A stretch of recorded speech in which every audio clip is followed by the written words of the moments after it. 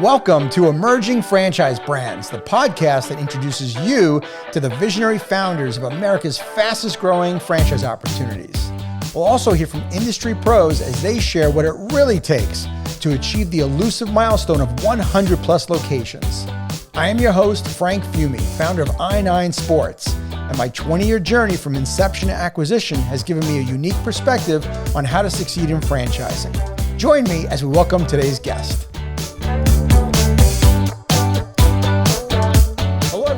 Welcome to the Emerging Franchise Brands podcast. On today's show, I have the founder of Fireside RV Rental, Garr Russell. Garr, how are you today? Hey, Frank, I'm happy. Excited to be on here and chat with you. Awesome. Well, thanks for being on, Garr. All right, so you started this RV company. I would love for you to share with the audience here the origin of what made you start an RV rental company. You know, it's one of those pain into purpose stories. I had bought my wife an RV for her 10-year wedding anniversary, and I had it set up all nice at Grand Haven State Park there in Michigan. And, you know, the mat was out and the scene was all set. And I'm, you know, husband of the year. And she walks out of the camper and tells me she's going home. And I think, well, I forgot something. But then she went on to say she's not coming back. Uh-oh. She was miserable. She was not having a good time. You know, and the plot thickens. It was, she was 7 months pregnant with number 4, and she was chasing a toddler around. So in her defense, you know, there's more to the story, but it sounds a lot cooler if I say it that way, you know, like, oh my gosh, happy failure. And literally I'm sitting around a campfire feeling sorry for myself. And I had entrepreneurial experience, real estate experience. And I thought, you know what, I'm going to take this thing, I'm going to put it up for rent on Craigslist. And literally within a couple hours, the bookings started coming in, and you know how it is as entrepreneurs, the light bulb goes off and we're off to the races. Wow. All right, Garr, I've been married for almost 30 years. I gotta clear the air on something here. You could tell me if I'm wrong. The RV, was it your idea or was it her idea? Oh yeah, it was totally my idea. I thought this was going to be the perfect, you know, we're going to create memories with the children around a campfire and do all the things. And okay. Yeah. So, all right. This was Garr's RV that the wife got for her anniversary. Yeah. I just want to make sure with the audience that we've got this all ironed out here, because now we all see what's going on. Yeah, I like that, Frank. I don't think I've probably done 100 podcast interviews. Nobody's spelled it out like that before. Come on, dude. I've been married 30 years. I know how it goes. Yeah, that's great. So, I've done a little bit of the same thing. I've brought the car home that I thought we would like, but meanwhile, it was really the car I really wanted. I've done that. I've made that mistake before. I did the boat thing once before too. I've actually made the mistake twice. So yeah, maybe I'm not as bright as you. You only did it once. I made a mistake 2 times. I love that. So, all right. So you put this RV on Craigslist. I'm shocked. You start getting these bookings. Nobody else was really doing that at this time, right? This wasn't a popular thing? Actually, what I quickly discovered is, so you know how there's Airbnb for short-term rentals? Yeah. Well, there was a company that had just started a year before I did this called RV Share. Okay. Similar story. A guy takes his family around the country in an RV. He gets back home. And he decides he's going to rent it, and he realizes there's no platform to rent it on. There's no Airbnb. Sure. So RV Share was literally founded a year before I started doing this. And so it was literally kind of ground floor how all this was evolving. Wow, that is exciting. And also, I'm thinking on Craigslist, like, who's even going to think to look to rent an RV on Craigslist? I know, it's interesting. As I think back of how this all started, I guess Craigslist was like the Facebook marketplace of the day. Because in my mind, looking back now, 8 years, I'm like, yeah, I guess Craigslist is kind of where I went for things, you know? Right. So I got to share the numbers. I think the audience is going to be blown away. So you started this in 2016. You franchised in 2022. You have like 55 franchise locations in 2 years? Yeah. So what I did was I had a credit counseling business that was already I was operating at the time, and one of my mentors in that space taught me about, like, business in a box and mentoring and opening up, different locations. So I was kind of following that model with the RVs. It Right. literally started, our second location was a guy in the Upper Peninsula of Michigan was in a Facebook group. And I said, hey, why don't you be my beta test and we'll open a location. I'll teach you the stuff I've learned. And then it went on to, hey, I got a business in a box. It's $995. And then it went to, hey, I have a business in a box. It's $4,995. And then 10,000 and then 15,000. And then in 2022, I had no intention of doing this. It was, God gets all the glory for this. It was literally the Lord put it on my heart. You need to franchise. And I would love to say, as soon as he told me that, I was like, yes, Lord, I'll obey. It was like, no, that's a full idea. Why would I go spend a bunch of money and walk through this long, laborious, legalistic, like all this process? Right. And so it took me a couple months to finally say, okay, I'll do it. And then we walked through the year process. Okay. So at that time we had maybe about 8 or 9 partners, I guess you would call them. Mm-hmm. And then we went through the process. We rolled them into the franchise model, and then it was off to the races. Okay, so it sounds like you had these, I guess for lack of a better term, licensees at first, right? Because it was more like a business opportunity. Then you turned it into a franchise. So they were your first quote unquote franchise owners. Yeah. So we had about 8 or 10 of them. Yep. That before we actually franchised.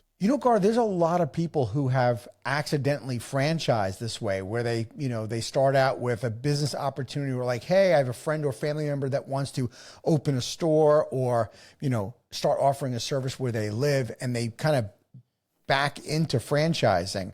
I'm curious, since there are so many people in our audience may franchise their business and they're thinking or doing the same thing.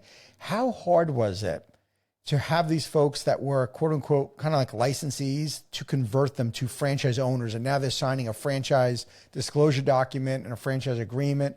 Was it challenging, or was it easy because they believed in this? I would imagine it's half and half, right? You couldn't have gotten everybody.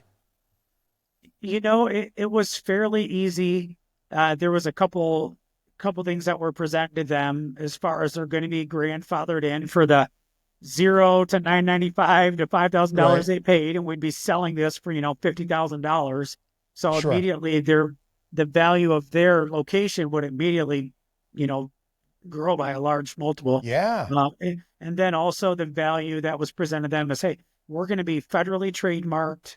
It was just all the value for them. And so no, that was actually fairly easy to get the franchisees to, and honestly, to get the licensees. And honestly, those licensees, in their defense, they weren't seasoned entrepreneurs. So it was more just a trust of, sure, Garr, send the document and I'll click the buttons and sign it. It wasn't Right. as laborious as far as maybe bringing on somebody now who has franchise experience or is a seasoned entrepreneur, to where it's a lot, more of a sales process as far as.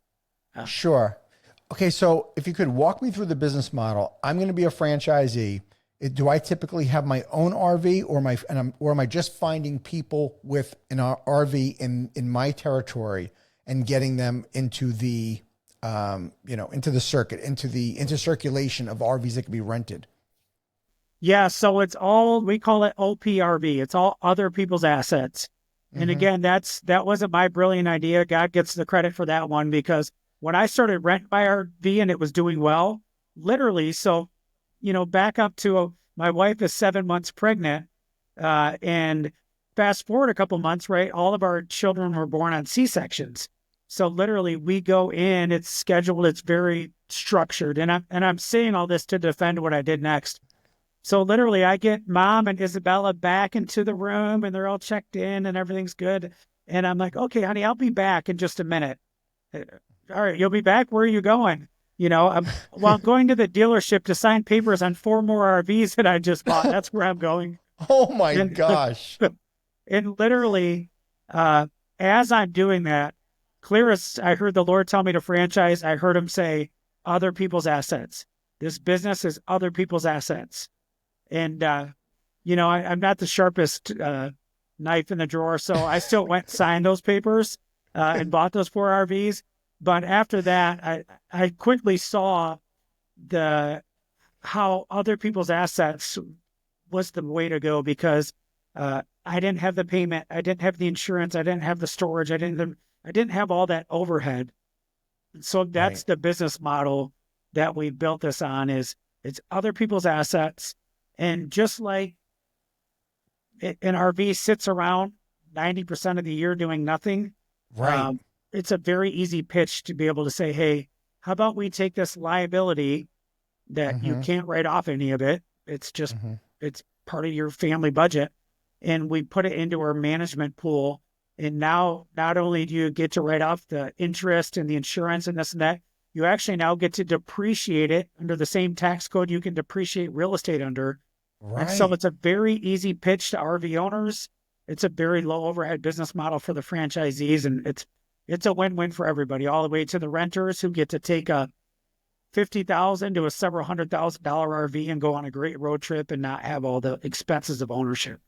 Sure. So it's whether you're no different than somebody that's like chartering out boats or a vacation rental company that has a pool of Airbnb homes that's managing, right? It's very similar. It sounds like you're almost in the vacation rental management business, but with RVs instead of vacation rental homes. Yeah, exactly. Exactly. And there's some cool ideas we're working with there as well right now for the next steps of what we're doing. Just people want experiences, right? They don't want ownership. Most people Right. that own RVs, unfortunately, it's kind of like they regret it, like when they bought the timeshare, like I did on my honeymoon when I bought a Right. timeshare and I realized, oh man, what was I doing? Or you bought the Right. boat, right? And you realize, Yep. as you start putting money into it, like, oh man, now I could join a boat club. So yeah, same exact thing. Yeah. Okay. So, when it comes to your franchisees, how big is a territory? Is it split up by like zip codes, or how does that whole thing work?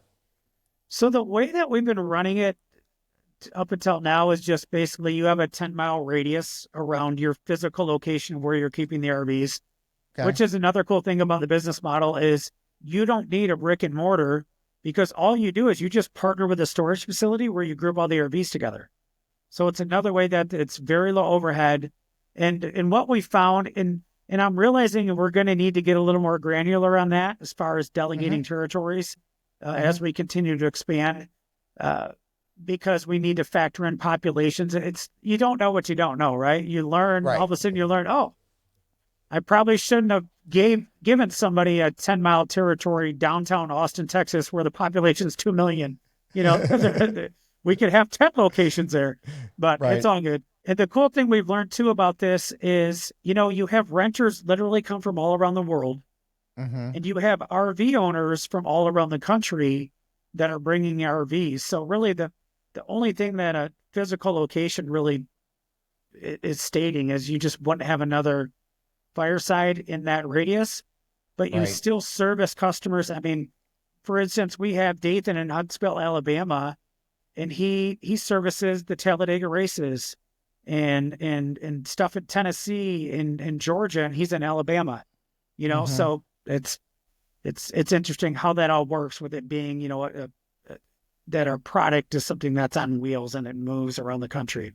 Yeah, it's such an interesting business. But if I think I heard you right, so if a franchisee, let's say they have 10 RVs, other people's RVs, other people's assets, all 10 of these RVs are all quote unquote parked in the same storage unit lot because it's not being parked at each person's home. Is that right?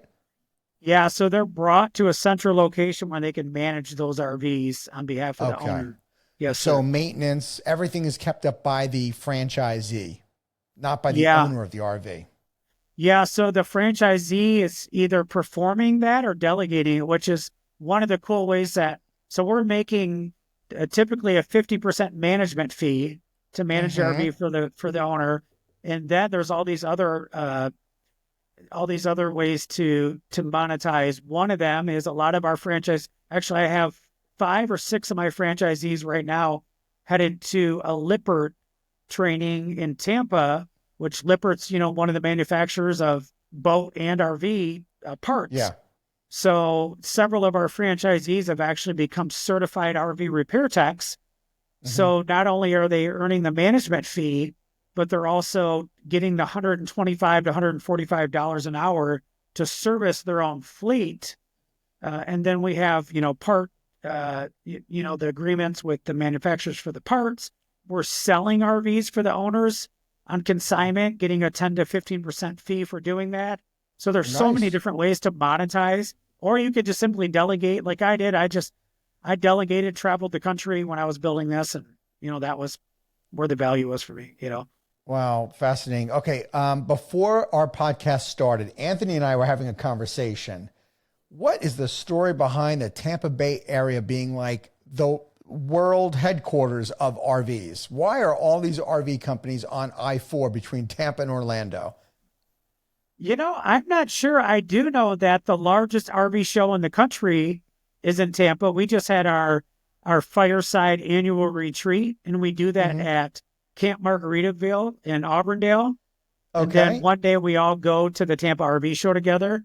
But yeah, I had my film crew with me as we're driving there, and he's constantly shooting off like Airstream dealership, Camping World, this, that. I don't Lazy know how days. that Yeah, has they're all become this hub. there.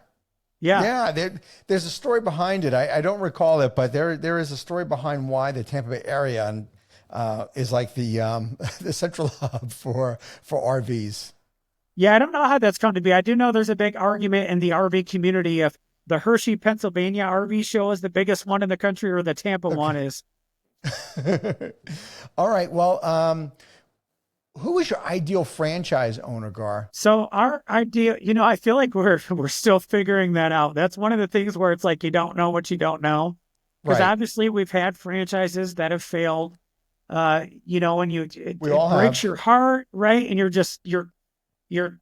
you're like trying to figure out, okay, what didn't we do? What could have we done? And all this. And Hmm. at the end of the day, some of them, it's like, there's nothing you could have done. It's just, they Sure. love the vision. You did a good job of painting the picture of the business. And at the end of the day, they realized that they just didn't have, one of the main things I realized when I just was in this interview yesterday, and she's like, what's the main characteristic?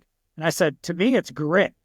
Because if you Hmm. have grit, where you can learn the things and you can be okay with the ups and downs and everything, then you're gonna persevere and you're gonna succeed. I Uh, agree. but what we've found is a successful candidate for us, and then we have the stay-at-home mom who just blows it out of the water. It's crazy, but what we found a common thread is first of all, in my marketing, I'm very upfront. My marketing is I feel that I'm called to serve Christian entrepreneurs. Like that is Hmm. what God has wired me to do. Okay. So we're very upfront with that messaging.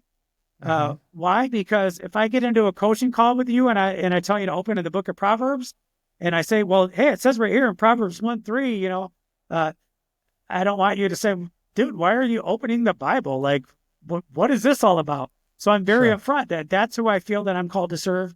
Okay. And then also entrepreneurs that have RV experience. Either they grew up RVing or they're already renting a lot of my franchisees, I'd say probably 40% of them, they found me because they were renting their RV on RV Share. They're making a ton of Okay. money and they joined. I have a couple of Facebook groups where we have about 30,000 members in them.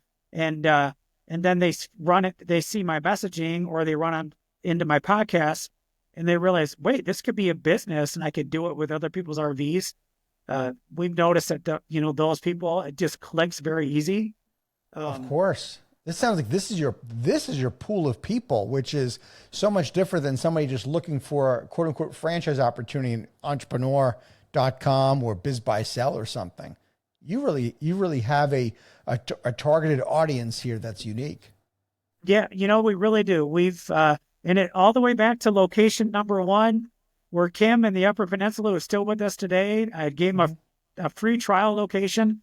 That's how we got connected. It was in a Facebook group for the peer-to-peer RV rental industry. And that's what I did just to, encourage people on here that you're thinking about franchising and you want to beta test and offer to share with. All I did is I went into these Facebook communities that aligned with what I was doing and I just gave value. I just taught what I was Awesome. learning and I just shared and I just gave value. And that's really how this, continued to grow.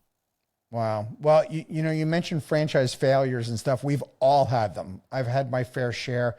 Every franchisor has. I'm curious though, on the other side, what would you say are the traits? Think about your most successful franchisees of the 55 plus franchise owners you have.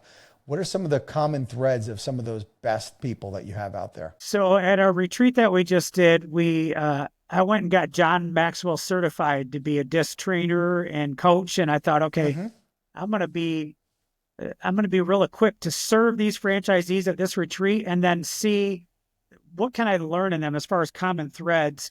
And what we learned is extroverts, just the eye on the disc, those just super outgoing, motivated, charismatic people that you just want to be around.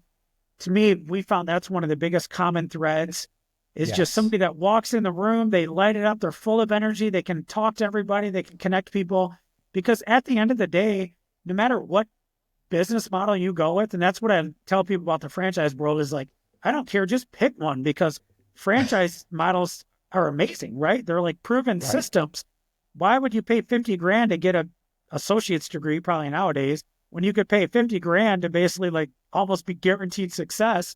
Is if you have that core characteristic where you can go out and just do the thing and you're not worried about objections or, not getting the sale or being denied. Because on the other side, that's what we saw with the franchisees that were failing is they do they put together the spreadsheets and they run the numbers. They do all the research. Like, this is amazing. I'm in.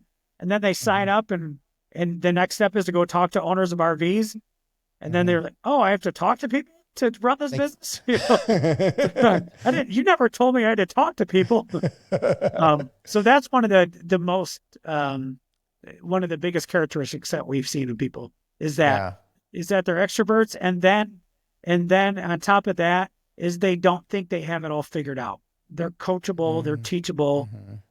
You can tell them, hey, this is what to do. Just trust me, and they'll go out and do it. Yeah, those are two very big traits there. Being extroverted, willing to talk with people, and being coachable. And not everybody is coachable. Sometimes people think they want to own a franchise because they want to be in business for themselves, but they don't necessarily realize they're part of a franchise system, and there's rules, and there's the guardrails of being an entrepreneur. And it's a very fine line in franchising, whether somebody's truly an entrepreneur, if they're a franchisee or not. I know that's a debate we'll leave for another day.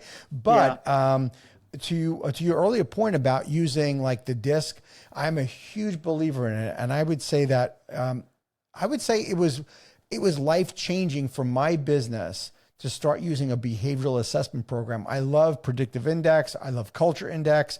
I think disc is great. I tell franchisors all the time, I don't care which you use. It really doesn't matter to me. Use something, because at least it'll give you it'll give you a roadmap on what we can expect from people. And it hasn't yet, at least in my years of using a car, it didn't necessarily determine whether somebody was going to be successful, but it definitely gave me a heads up if they were not a right fit. And that to me is like, that's half the battle right there. Yeah. Yeah. The thing I like about the disc too is, or any of those tests is, it gives you the truth of a person's makeup. Because what I was doing is I had my franchise application and I would ask them, hey, are you coachable? And then I realized in hindsight, a couple of years later, I'm like, well, who's going to say no? Say they're not. Right? Like, Exactly. Do you have grit? Right. Grit, so I'm asking them questions that I want them to answer yes. Right. And they want to answer yes too, because they want to be that person, but they might not be. Where if you put them in a behavioral analysis test, the results aren't going to lie. It's the results are going to be there, and it's going to be the truth of who this person is at their core. Yeah, a friend of mine always said, a resume will tell you what somebody did. A behavioral assessment will tell you what they're going to do. That's good. Yeah. Yeah, right. And at the end of the day, we want to know if they are going to be a right fit. Garr, so what is let's move on to the financial side of things. What's the investment range for owning one of your franchises? So our franchise startup fee, we actually just reduced it, which I'd love to hear your feedback on this, because you probably I don't know if that's a common thing, but as we were reviewing, we were charging $50,000.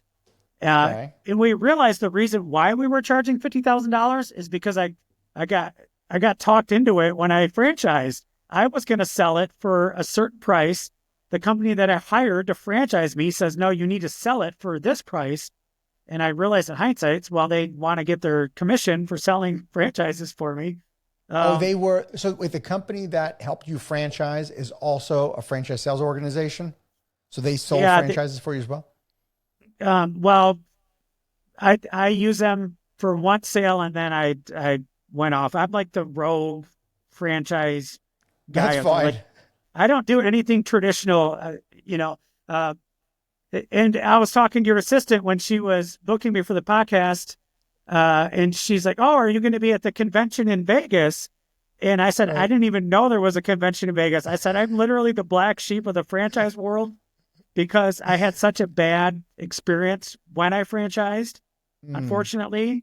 And just the advice I was given, they used a template FDD that, like, oh gosh, I have people that are still, I had someone just 2 weeks ago. It's not as bad as it was. Literally, when I first started, they're like, hey, so what's the verbiage in here about walking dogs? And I was like, what? Show me what it was something from another franchise FDD they put together for a dog walking business. Like it was not it cool. was bad. That's lazy franchise consultant right there. That's awful. Yeah. So it was a bad experience, unfortunately. But once we crunched all our numbers, we looked at how much our acquisition costs to bring on a franchise and then how much we wanted to invest to help them get off the ground. We ended up lowering our cost from $50,000. This literally just happened several weeks ago, down to $35,000 because we realized we don't need that much margin. We can serve people at a good level and reinvest back in the business at this cost. So, and then it goes up to, I forget, honestly, where it goes up to like $91,000. And that's if somebody wants to go out and basically buy a truck, which would be like a tow vehicle for towing around the camper, delivering them, which I highly recommend against doing that. But our attorney said, you know what? You should just put that in there because if somebody wants to do that, like we want to give them the potential scenarios. So that's sure. And you have to put the high range. Garr, if you want my opinion, I think it's fantastic. I love that you lowered your franchise fee because you felt like it was the right thing to do. Number one. Thank you. And I give you a lot of credit. First of all, I love your transparency. We have all made a ton of mistakes in franchising. And if anybody's listening to this podcast and is excited about your franchise concept, what I'd also be super excited about is hearing you be transparent, sharing about mistakes. You're obviously coachable yourself and willing to learn. I mean, that is to me that's a leader right there. Somebody who's willing to make changes, can fess up and say, hey, we did something a certain way. It wasn't cool, but you fixed it. And that's all we really want when we're in a franchise relationship. We want to know, are we being transparent? Can I trust you? You can trust me. We're going to make mistakes, but we're going to figure this out together. That's all people are asking for. That's what they want. It's so true. You know, that was, and honestly, this has only been the last several years, Frank, where I don't know, Napoleon Hill says when you hit your mid 40s, that's when you start to hit your stride and you realize you don't have anything to prove to anybody. And you were only trying to prove to yourself or maybe your dad who, you disappoint, something like that. And it's literally the last 2 years of business for me have just been magical because I've just hit that area in life where I'm thinking about legacy and my children and my grandchildren. And I'm thinking about what will people say about me at my funeral. And I'm not trying to build this kingdom to myself anymore. And that's wonderful. You sleep a lot better at night when you realize it was all a facade with you trying to prove it. It's true. When I was in my 20s and 30s starting out, I used to believe in the mantra that success was the best revenge.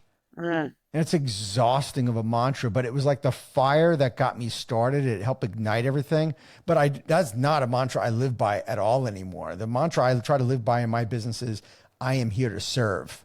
And I believe that we're here to serve and help others. And it's so much more positive and uplifting when you're trying to serve others and you're trying to give people a great opportunity and give back. And to me, that's really what it's so much. it's richer and fuller and just feels better than trying to be successful out of revenge for people that doubted you or naysayers. That's exhausting. But many of us did it. I did that. Yeah, I think it's part of the journey that we walk through as entrepreneurs is trying to prove ourselves. And then when we get to that part of where we're just trying to serve others, right? That we feel a lot more fulfilled.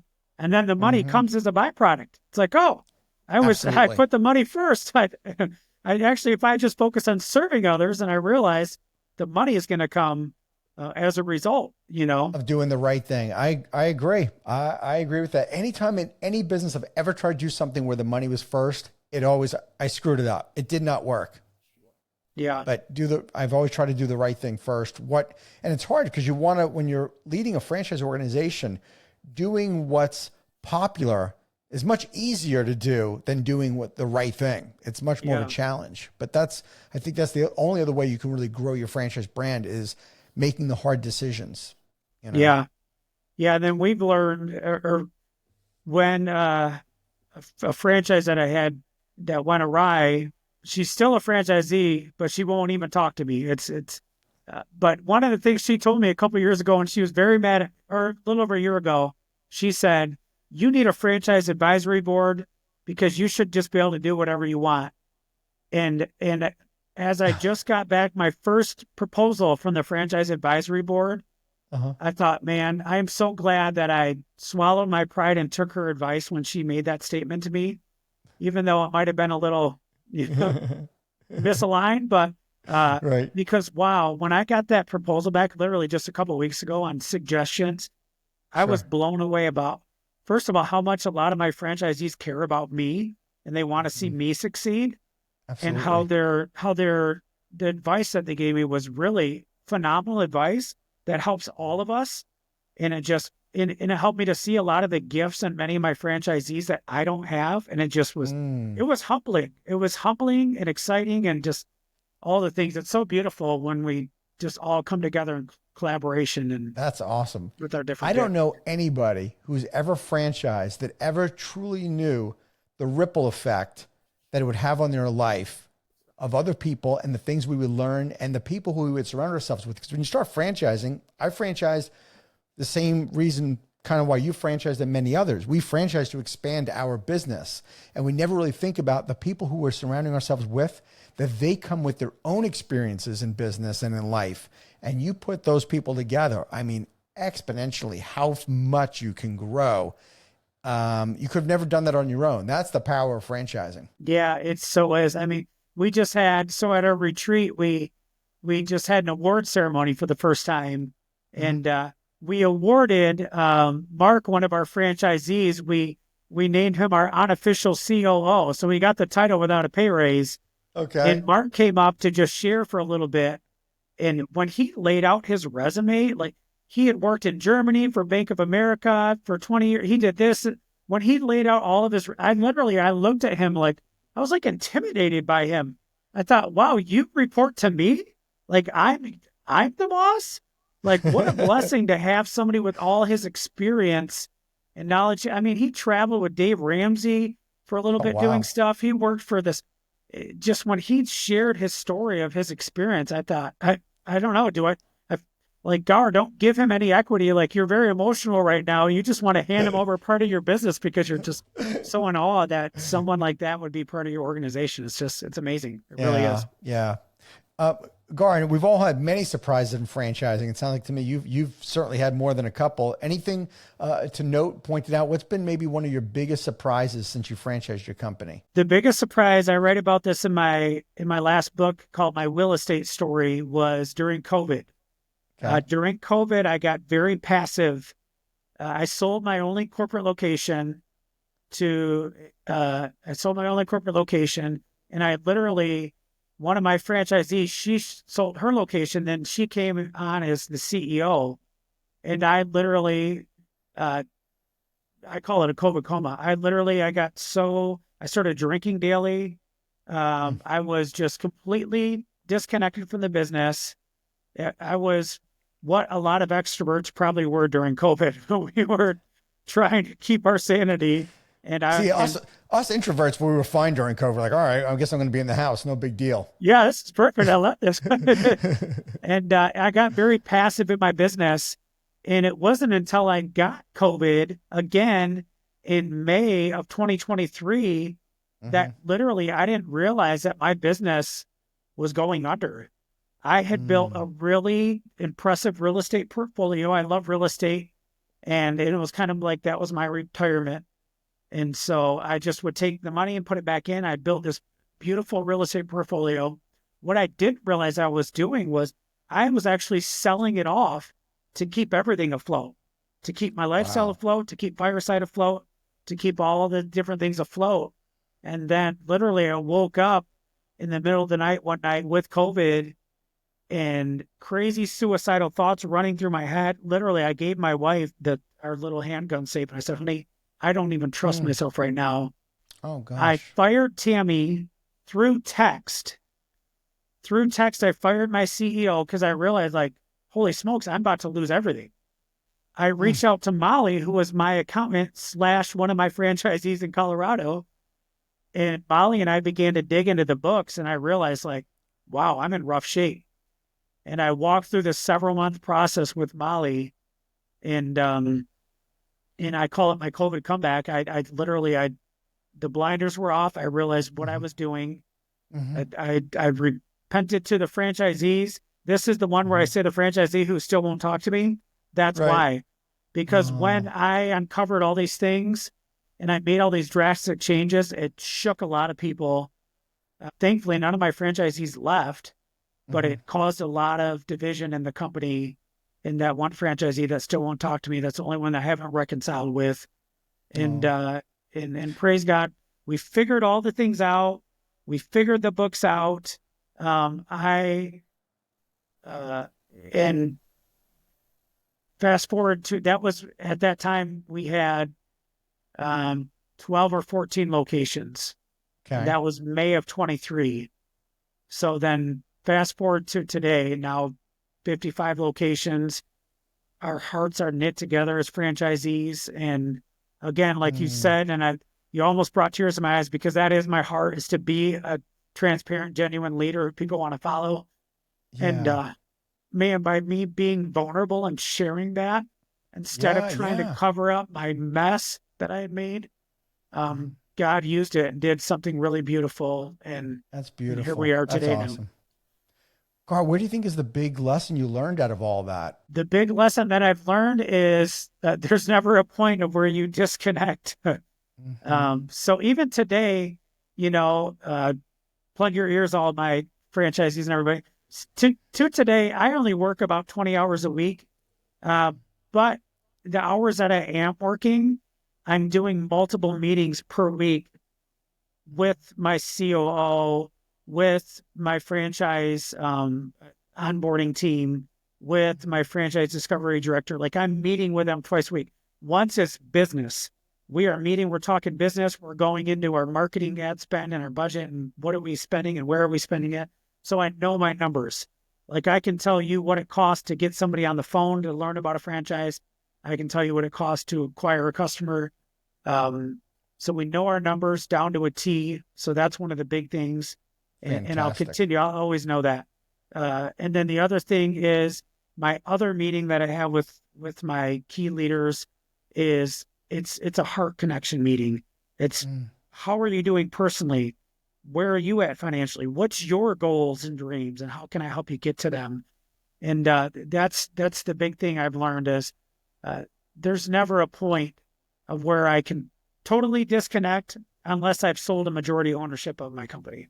Right. Wow. Garr, you're doing the right things. You're working on the business. And if I was a franchise owner, these are the things that I would want my CEO to be doing. I wouldn't want you grinding, working in the business. Look, you have a COO, so you realized, I imagine your COO is, obviously you've empowered this person to run the day-to-day operations. Hopefully the COO is complementary to your strengths. Their strength is your weakness. Yeah, very much. Very organizational. And too, Mark, our CEO, is in his 60s. So he's Hmm. got, you just naturally get a wisdom about you with time, right? There's just, Sure. um, and so, yeah, even the way that Mark mentors me, I call him Father Fireside. For the franchisees, I call him Mark the mentor. To me, I call him Father Fireside because he will literally come to me with a proposal or an idea. And the way that he does it is so gentle, like, hey, Garr, it's your business. It's your decision. This is just, just an opinion or just a thought, Right. and and it's just, man, to have a mentor like that who's a franchisee and our COO now is just, it's amazing. It's That's amazing, great. just people. It sounds like he's embracing your vision. He's honoring your vision, yet you've empowered him to not be afraid to be able to speak up and give his opinion on things. Yeah, and I think that all comes with the heart of knowing that I don't have it all figured out, and Hmm. I love Good for you. mentoring, I love coaching. I mean, literally, I'm headed to Funnel Hacking Live in Las Vegas next month. I don't know if you ever heard of ClickFunnels. Yes, yes. So so I'm headed there next month. Tony Robbins is going to be one of the speakers. In 2 weeks, I'm headed up to Pennsylvania for a coaching and mentoring program. I'm in two Hmm. program. I mean, you know, uh, just that desire to always being coached and what don't I know, what can I learn, I That's think awesome. that's, And the franchise network is going to benefit from your newfound knowledge and ongoing information. I'm a big fan of Tony, and he always talks about KCANI, constant and never ending improvement. yeah, yeah, exactly. Yeah. And Tony was a big part of uh, kind of my transformation after COVID Hmm. when I gave up alcohol for good. It was a Tony Robbins principle that I learned that literally helped me make the decision in like a minute. Wow. Wow. That's awesome. Awesome. Well, Garr, I'm excited for your franchise and your continued growth. You've done a phenomenal job in a really short period of time. If someone was interested in learning more about Fireside RV, where would they go to get more information? If you want to go to firesidervrental.com, you can learn about our franchise opportunity. You can see an RV to rent at a location. You can throw your RV on there to rent. And then also, I'd love to send people to myrealestatestory.com. That's where you can download a free copy of my latest book. It's on Amazon as well if you like to hold a book in your hands. But I just love to get that information into many people's hands as possible because I share my successes, which everybody loves to Right. hear a success, but I also share what I say my sin and my struggles, which I feel like people need to hear that even more because when Hmm. we're in the middle of those situations and our struggles and in the middle of our mess, we don't ever share that with others, right? Because we all feel like we have to pretend like we have it together. So I like Right. to share all my junk so you can realize, oh, Gar's just as messed up as I am. And look what he was able to do.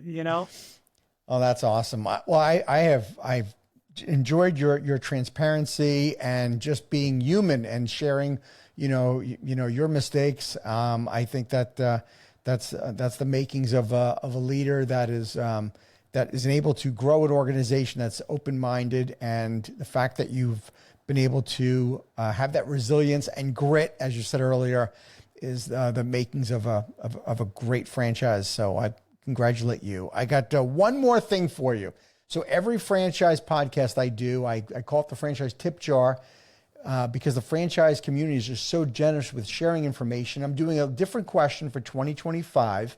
And my question is, if you had a friend that was looking to become a franchisee, not a Fireside, but of another brand, and they wanted to buy a franchise, they weren't sure about it, is there maybe a piece of advice that you would give them to making sure they're not making a mistake and they're picking the right franchise concept? The piece of advice that I would give is look at the community of franchisees. Okay. See what the community looks like. Is there the community gathering together in Zooms and Facebooks and in the different mediums like that? Is there that community connection? Because to me, that's one of the biggest beauties of franchising is because you can go and figure out the things eventually on your own. But if you don't have a network of support of people that are like-minded, like I said, right, I serve Christian entrepreneurs. If you don't have a people that are like-minded, that have the same goals and vision that you have in life, it's going to be just as lonely as if you were to go start a business on your own. So find that franchise has built a community of people that are connected. Beautiful. That is great advice, Garr. Garr, thank you so much for being on the show today. I appreciate it. It was a pleasure meeting you. Yeah, you too, Frank. It was a blast. Thank you, sir. Thank you for tuning into the Emerging Franchise Brands podcast. For additional insights, guest applications, and to stay connected, visit us at efbpodcast.com. The Emerging Franchise Brands podcast is for entertainment purposes only, and the views expressed do not necessarily represent those of Emerging Franchise Brands, its host Frank Fiume, or Emerging Franchise Group, LLC. Any discussed franchise or investment opportunity requires thorough investigation, obtaining proper disclosure documents, and expert consultation before making any investment decisions. The podcast and its host do not offer professional advice or endorsements, and they hold no responsibility for actions, representations, accuracy, or consequential damages related to the podcast content.